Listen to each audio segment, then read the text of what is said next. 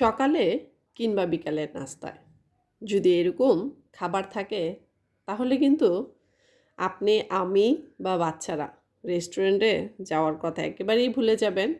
আর খুবই সহজে ঝটপট এই নাস্তাটা কিন্তু তৈরি করা যায়। তাহলে চলেন শুরু করা যাক। নাস্তাটা তৈরি করার জন্য আমি প্রথমে একটা বলে 1 চা চামচ গুঁড়ার দুধ, হাফ চা চামচ ইস্ট, 1 চা চামচ চিনি নিয়ে নিলাম। তারপরে দিয়ে দিলাম হচ্ছে সামান্য পরিমাণ কুসুম গরম পানি। আপনি কতটুকু তৈরি করবেন তার উপর নির্ভর করছে। আর এই পর্যায়ে দিয়ে দিব হচ্ছে 1 চা চামচ ঘি। ঘি কিংবা বাটার আপনারা যে যেটা পছন্দ করেন সেটা দিতে পারবেন। যদি ঘি বা বাটার ঘরে না থাকে তাহলে কিন্তু চাইলে সয়াবিন তেলও দিতে পারবেন। তো রেখে দিব মাত্র 5 মিনিট। তো 5 মিনিট রেখে দেওয়ার পর যখন ইস্টটা একটু অ্যাক্টিভ হয়ে যাবে তারপর দিয়ে দিচ্ছি হচ্ছে 2 কাপ ময়দা।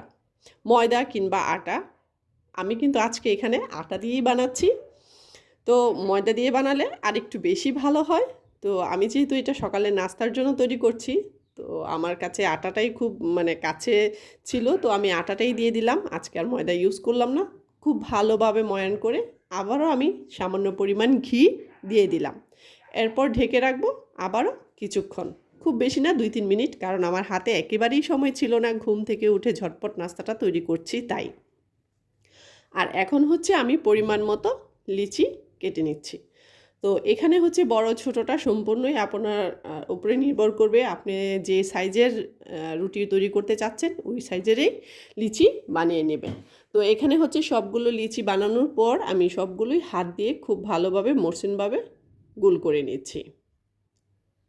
দেখতেই পাচ্ছেন কিভাবে করছি।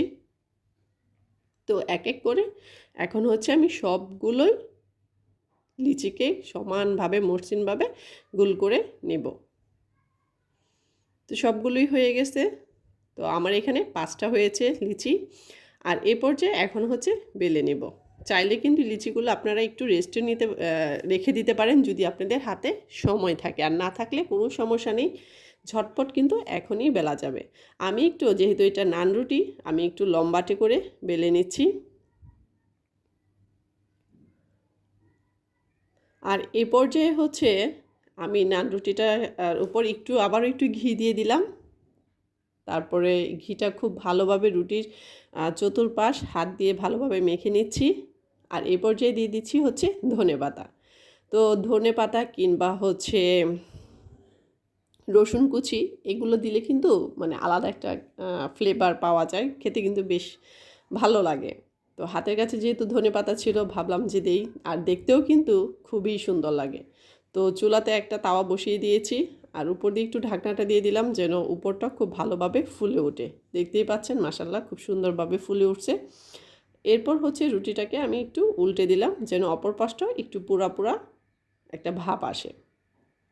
তো আমার কিন্তু অলমোস্ট নানটা হয়ে গেছে। পাশে কিন্তু আমি আরেকটা বানিয়ে রেখেছি।